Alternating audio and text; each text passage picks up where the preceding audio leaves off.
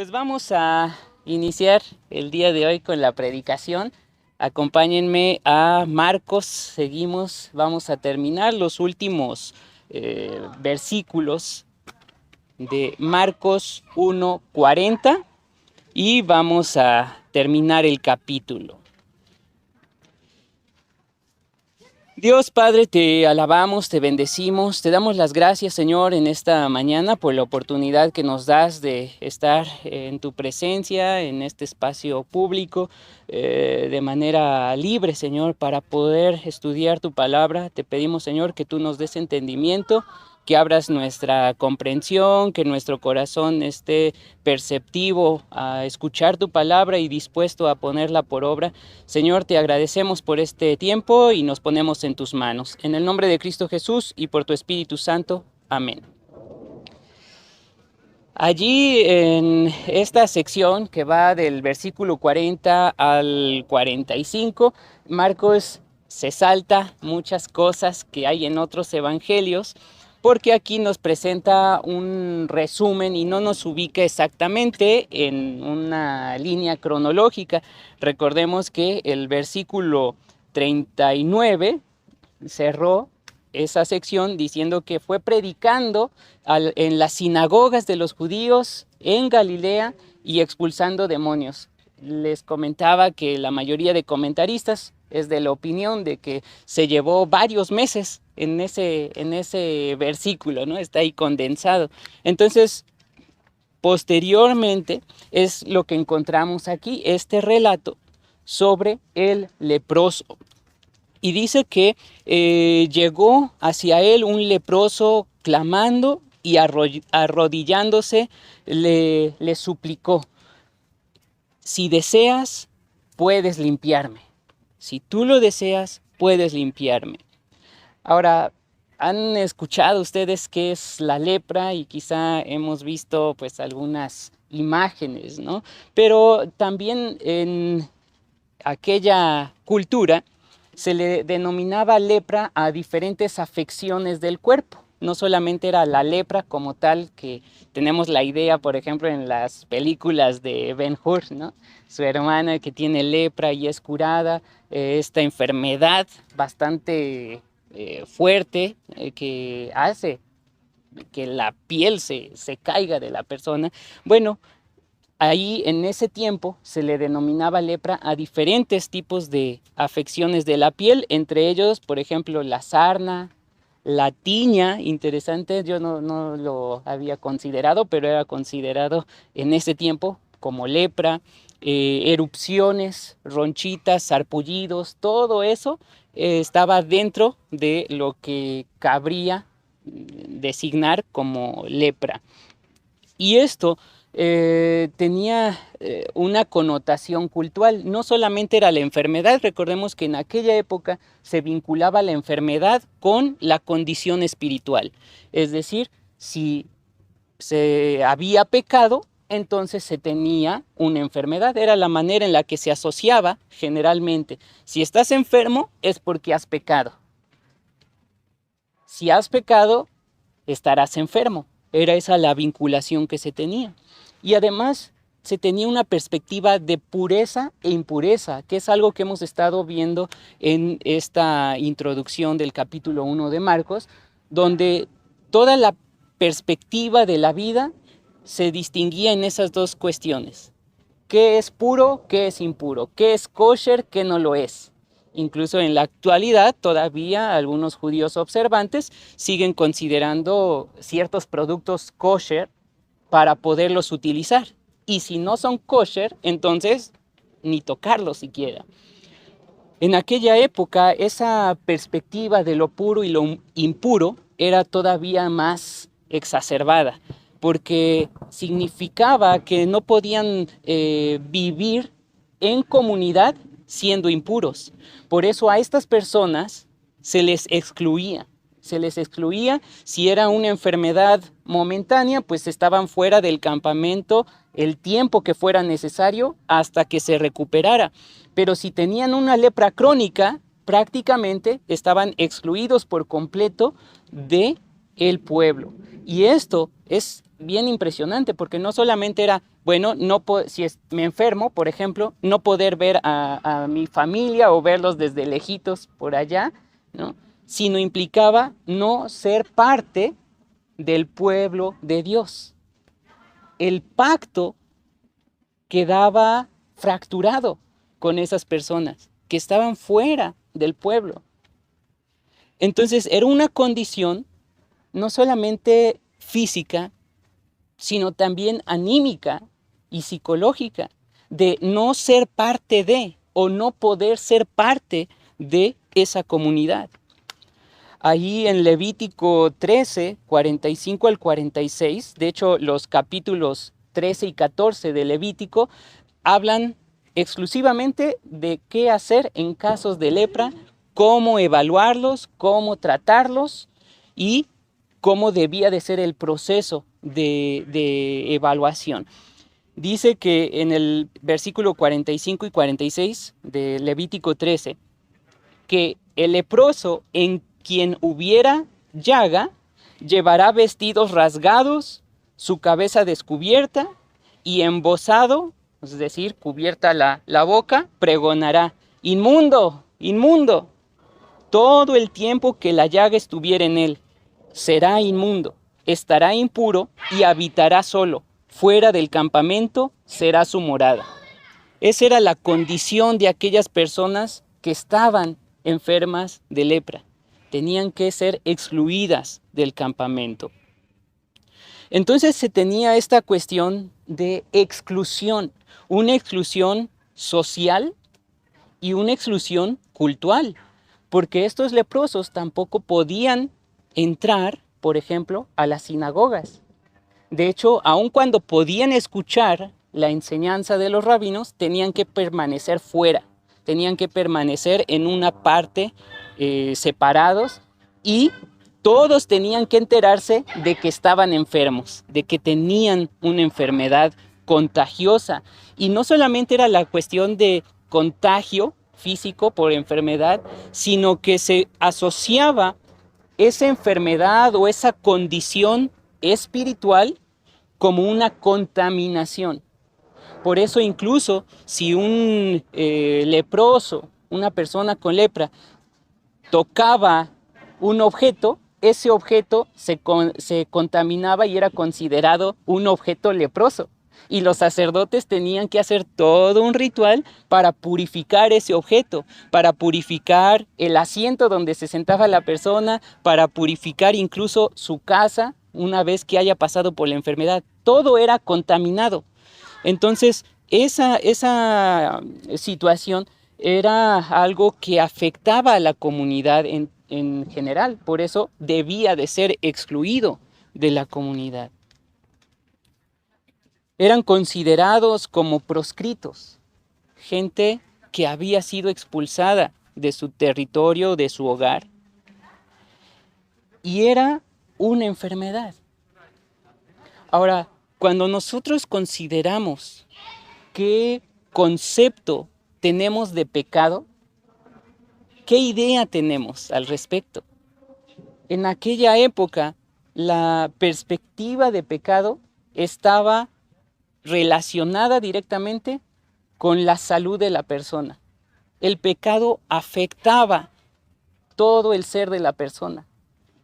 Hoy solemos hacer una distinción muy radical, ¿no?, entre pecado, algo espiritual, algo ético, algo moral, y mi condición física. Pero en aquella época, esas dos cuestiones estaban estrechamente ligadas. Y así tenemos a este leproso que ha sido expulsado de su comunidad, que ha sido excluido del pacto del pueblo, que no se puede acercar a los lugares sagrados y que aún a pesar del tiempo su enfermedad había permanecido. Los sacerdotes, al examinarlo, al revisarlo, porque también eran una especie de doctores, haciendo un diagnóstico muy detallado de la enfermedad, lo habían declarado impuro, inmundo. Por eso es que lo vemos aquí llegando a Jesús, clamando y arrodillándose delante de Él. Ya esa postura nos habla de que Él reconoce a Jesús como alguien con autoridad. Y le dice, si deseas, puedes limpiarme. Si deseas, puedes limpiarme. Expresando de esa manera su fe. Puedes limpiarme. Reconoce que Jesús, al menos en esta perspectiva, es un gran sanador. Y le dice, puedes limpiarme si tú lo deseas. Y el versículo 41 nos muestra la razón del actuar de Jesús. Dice, puesto que se compadeció de él, extendió su mano, lo tocó y le dijo, quiero, sé limpio. Nuevamente, como en los otros relatos que Marcos ha registrado de las sanidades de Jesús, se concentra mucho en las acciones de Jesús y esa es una de las características de Marcos. Vean los verbos que utiliza. Primero, se compadeció. Jesús se compadece. Y ese verbo en griego es bastante extraño, es esplagnistes, ¿no? Sí, suena así como el pato Donald, ¿no? Pero revela, o lo que presenta es que se le removieron las entrañas. ¿Sí? Se le removieron las entrañas al ver la condición de esta persona. Es decir, sintió en lo más profundo de su ser compasión. Una traducción de un autor, un comentarista, Lenski, dice, su corazón se conmovió. Cuando vemos a una persona en necesidad, una persona que está padeciendo, cómo se constriñe el corazón, ¿no? Se aprieta. Yo me acuerdo cuando veía a Zoe en el hospital o a Ian en el hospital, que son los que han ido al hospital a estar internados, verlos ahí es horrible, ¿no? Horrible, no poder hacer nada al respecto. Y simplemente se te remueven las entrañas precisamente, ¿no? Y Jesús siente eso por la gente. Jesús siente compasión, un movimiento interno, ¿no? Desde lo más profundo de su ser. Y entonces dice que, y otra traducción dice, se movió a misericordia. ¿Sí? Ese sentimiento le mueve a misericordia. Y entonces actúa y dice, extendió su mano. Fíjense, es como un cuadro por cuadro, ¿no? Lo pone en cámara lenta la escena.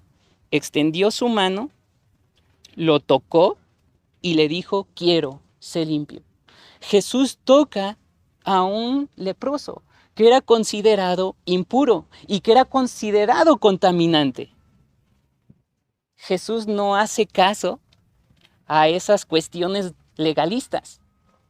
La compasión supera toda esa religiosidad, todas esas rituales, a veces a lo mejor moralistas, son superados por la misericordia. La misericordia debe de estar por encima de todas las leyes, las reglamentaciones. Y Jesús se presenta de esta manera, moviéndose a misericordia, extiende su mano, lo toca y le dice, quiero, sé limpio. Jesús no se contamina por la impureza. Jesús no se contamina por lo que ellos en ese momento consideraban como pecado. Al contrario, Jesús purifica. Con su toque, purifica, limpia. La impureza no tiene poder sobre Jesús. Al contrario, es Jesús quien tiene potestad sobre todas las enfermedades, sobre todas las dolencias, sobre todas las condiciones adversas de la vida de las personas.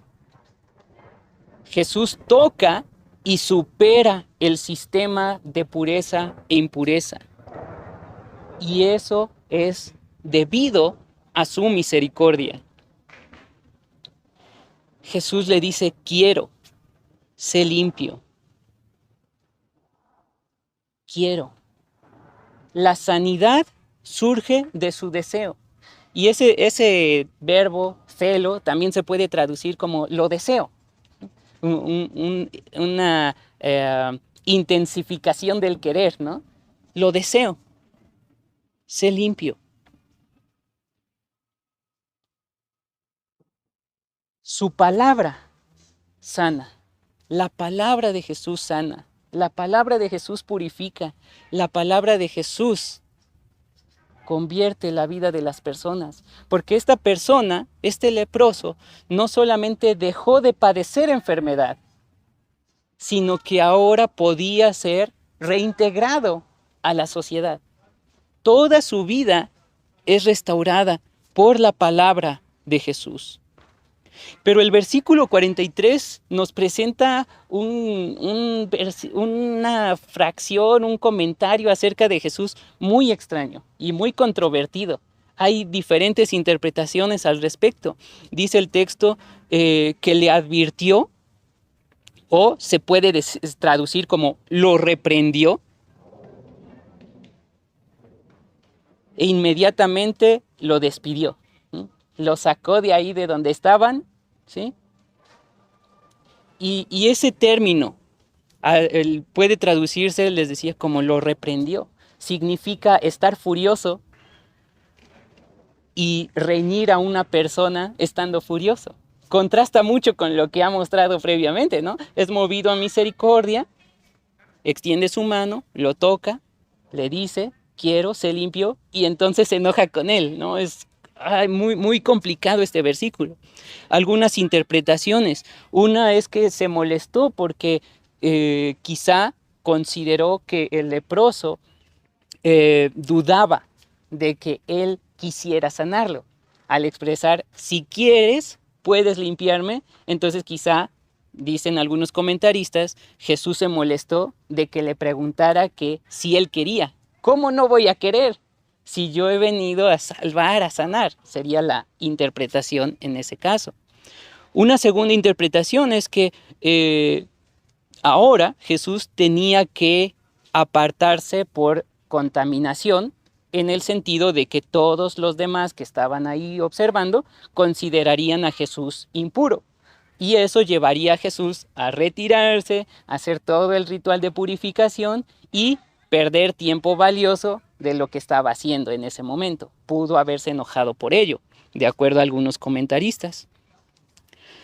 Una tercera interpretación es que se enojó por el pecado mismo de esta persona.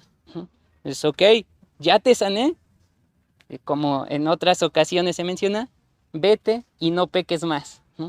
Se molesta por el pecado de la persona, es una interpretación. Pero la cuarta interpretación, de las que estuve viendo en diferentes comentarios, es la que me parece más acorde a este relato. En el versículo 44 le dice que no diga nada a nadie. Y esto tendría que ver con ese llamado secreto mesiánico del Evangelio de Marcos. Por lo tanto, el término en el versículo 43 no se podría traducir como le reprendió, sino más bien como le advirtió. ¿Sí? Y me parece que eso coincide de manera mejor con el contexto. Le advirtió, inmediatamente lo despidió y le dijo, mira, no le digas a nadie nada, sino ve y preséntate a ti mismo ante el sacerdote y ofrece por tu limpieza lo que mandó Moisés para testimonio de ellos. Ahora, en Levítico 14 está todo lo que tenía que hacer una persona leprosa para ser restituida, reinsertada a la sociedad considerándole ya como limpia por el sacerdote. Y vale la pena leer todo para que nos demos una idea de qué era lo que tenía que hacer. Dice, habló Jehová a Moisés diciendo, esta será la ley para el leproso cuando se limpiare. Será traído al sacerdote, y éste saldrá fuera del campamento y lo examinará, y si ve que está sana la plaga de la lepra del leproso, el sacerdote mandará luego a que se tomen para él que se purifica 2 avecillas vivas, limpias, y madera de cedro, grana e hisopo. Y mandará el sacerdote matar una avecilla en un vaso de barro sobre aguas corrientes. Después tomará la avecilla viva, el cedro, la grana, el hisopo, y los mojará con la avecilla viva en la sangre de la avecilla muerta sobre las aguas corrientes. Y rociará 7 veces sobre el que se purifica de la lepra, y le declarará limpio. Y soltará la avecilla viva en el campo. Y el que se purifica lavará sus vestidos y raerá todo su pelo, se lavará con agua y será limpio. Y después entrará en el campamento y morará fuera de su tienda 7 días. Y el 7º día raerá todo el pelo de su cabeza, su barba y las cejas de sus ojos y todo su pelo, y lavará sus vestidos y lavará su cuerpo en agua y será limpio. ¿Sí? Además de los sacrificios, tenía que rasurarse por completo la cabeza, la barba, ¿sí? Permanecer fuera. Ese era un proceso bastante largo. Y todavía continúa el texto ahí. El día 8º tomará 2 corderos sin defecto y una cordera de 1 año sin tacha, y 3 décimas de efa de flor de harina para ofrenda amasada con aceite y un log de aceite. Y el sacerdote que le purifica presentará delante del Señor al que se ha de limpiar con aquellas cosas, a la puerta del tabernáculo de reunión. Y tomará el sacerdote un cordero y lo ofrecerá por la culpa, con el log de aceite, y lo mecerá como ofrenda mecida delante del Señor. Y degollará el cordero en el lugar donde se degüella el sacrificio por el pecado y el holocausto, en el lugar del santuario. Porque como la víctima por el pecado, así también la víctima por la culpa es del sacerdote, es cosa muy sagrada. Y el sacerdote tomará de la sangre de la víctima por la culpa y la pondrá el sacerdote, ojo aquí, sobre el lóbulo de la oreja derecha del que se purifica, sobre el pulgar de su mano derecha y sobre el pulgar de su pie derecho. Asimismo, el sacerdote tomará el log de aceite y lo echará sobre la palma de su mano izquierda, y mojará su dedo derecho con el aceite que tiene en su mano izquierda, y esparcirá el aceite con su dedo 7 veces delante del Señor. Y de lo que quedare del aceite que tiene en su mano, pondrá el sacerdote sobre el óvulo de la oreja derecha del que se purifica, sobre el pulgar de su mano derecha y sobre el pulgar de su pie derecho, encima de la sangre del sacrificio por la culpa. Y lo que quedare del aceite que tiene en su mano lo pondrá sobre la cabeza del que se purifica, y hará el sacerdote expiación por él delante del Señor. Ofrecerá luego el sacerdote el sacrificio por el pecado, y hará expiación por el que se ha de purificar de su inmundicia. Y después degollará el holocausto, y hará subir el sacerdote el holocausto y la ofrenda sobre el altar, y así hará el sacerdote expiación por él, y será limpio. Y luego continúa todavía diciendo, si la persona es pobre, ¿qué es lo que tiene que hacer? ¿No? Entonces, todo eso estaba muy bien reglamentado. Y esto es lo que Jesús le dice al ex leproso que hiciera. Ve, preséntate ante el sacerdote y ofrece lo que mandó Moisés por tu limpieza para testimonio de ellos. Ahora, Jesús le está mandando esto a aquella persona para que cumpla la ley. Pues ya ha sido superada, ¿no? Jesús lo ha tocado, ya ha superado con ello la ley, ya lo ha sanado. Más bien, lo envía precisamente para que sea restituido a la sociedad, para que nuevamente aquellos que se encargan de tener ese juicio, pues lo reintegren a la sociedad. Y él puede estar nuevamente ya como ciudadano de pleno derecho entre el pueblo con su familia.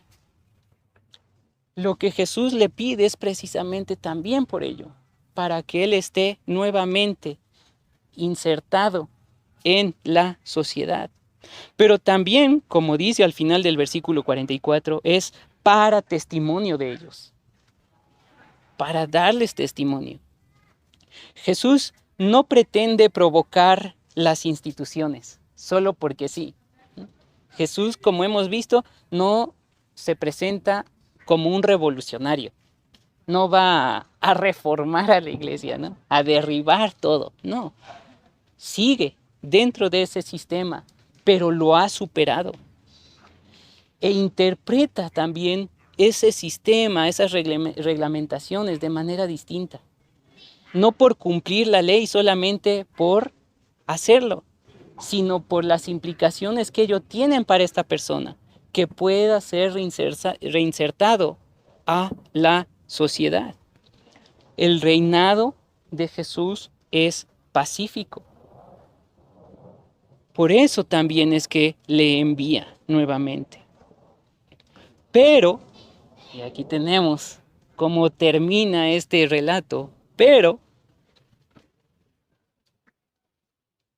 la persona que había sido limpiada dice que salió y comenzó a predicar mucho y a divulgar la palabra. Se convierte esta persona en un misionero, en un predicador, por lo que Jesús ha hecho en su vida. Esa sanidad que Dios le concede es para que dé testimonio.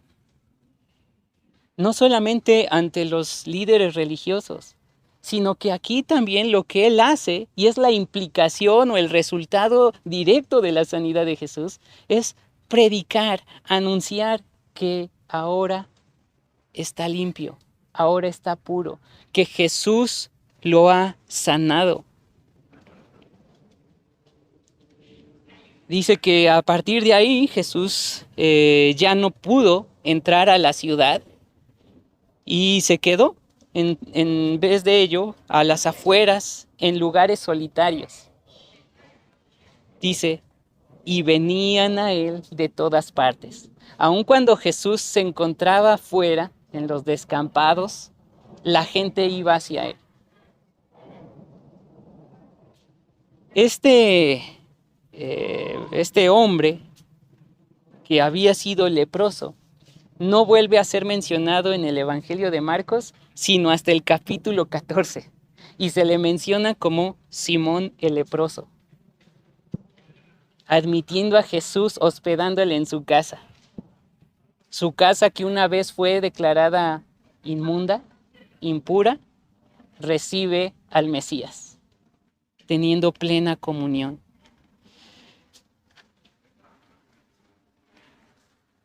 Ahora, vemos en este pasaje también algunas consideraciones bastante pertinentes para nuestro contexto. ¿Te has alejado en algún momento de tu iglesia? ¿De la comunidad en donde te reunías? ¿Donde tenías hermanos, hermanas en la fe? ¿A qué se ha debido?